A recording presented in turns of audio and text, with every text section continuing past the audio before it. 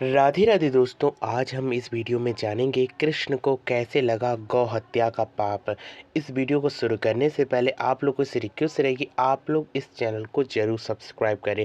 तो शुरू करते हैं। स्वयं गायों की रक्षा करने वाले, स्वयं गायों को चराने वाले, स्वयं गायों के माखन खाने वाले श्री कृष्ण से कैसे हो गया गौ हत्या का पाप।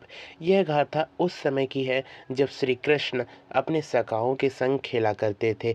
कभी श्री कृष्ण माखन खाया करते थे तो कभी श्री कृष्ण अपने भक्तों की झूठन भी खाया करते थे। इन्हीं दिनों एक राक्षस जो कंस की प्रेरणा से श्री कृष्ण को मारने के लिए आया और उसने एक बछड़े का रूप धारण कर वह कृष्ण को खिलाने लगा। इसी के समय जब श्री कृष्ण को पता चला कि यह तो एक राक्षस है, तब राक्षस का परिचय लेने के लिए श्री कृष्ण ने उसे इतना उत्तेजित किया कि वह राक्षस बहुत ही ज़्यादा उत्तेजित होने के कारण बछड़े के रूप में ही रहा, लेकिन उसने अपना असली रूप नहीं लिया।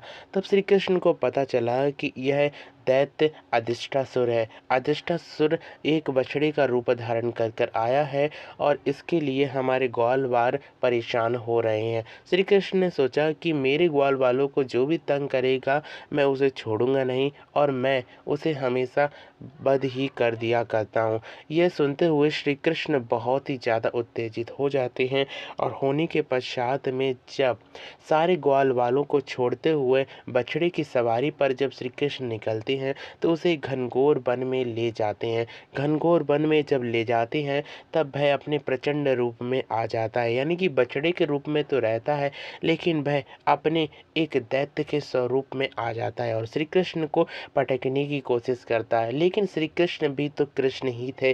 कृष्ण ने उसके पैर पकड़े और पैर को घुमाते हुए उसे 2 पटक लगाए, तब भी वह नहीं मरा। तब श्री कृष्ण ने ऐसा घुमाया कि वह पर्वतों की दरारों में जा गिरा। जब सारे ग्वाल वालों ने देखा कि श्री कृष्ण ने तो एक बछड़े का अंत कर दिया है, तब श्री कृष्ण को गौ हत्या का पाप लगा।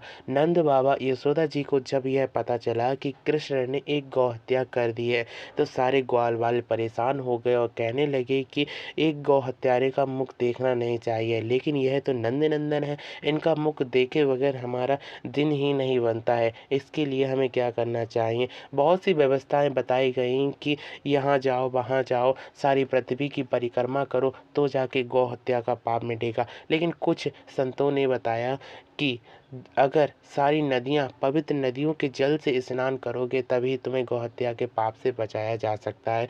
तब श्री कृष्ण अपने पैर से जो हैं और बांसुरी से ही एक गड्ढा करते हैं, जिसके पश्चात उसमें सारी पवित्र नदियों का जल लेते हैं और स्नान कर लेते हैं सब। तभी उसी समय राधा रानी आती हैं और अधिष्ठासूर के पैरों में लगे हुए जो गड्ढा होता है उसमें अपने कंगनों से एक गड्ढा तैयार करती हैं। उसी को आज हम ब्रज धाम में राधा कुंड के नाम से जानते हैं और जो श्री कृष्ण ने अपना कुंड बनाया था उसे श्याम कुंड कहते हैं। राधा कुंड श्री कृष्ण को बहुत ही ज़्यादा प्रिय है।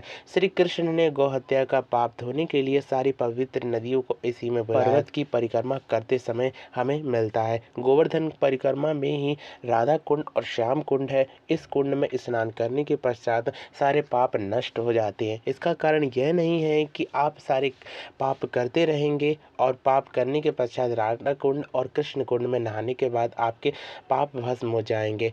आप पाप भस्म तभी हो सकते हैं जब पूर्ण रूप से आप समर्पण हो कि मैं अब पाप नहीं करूँगा।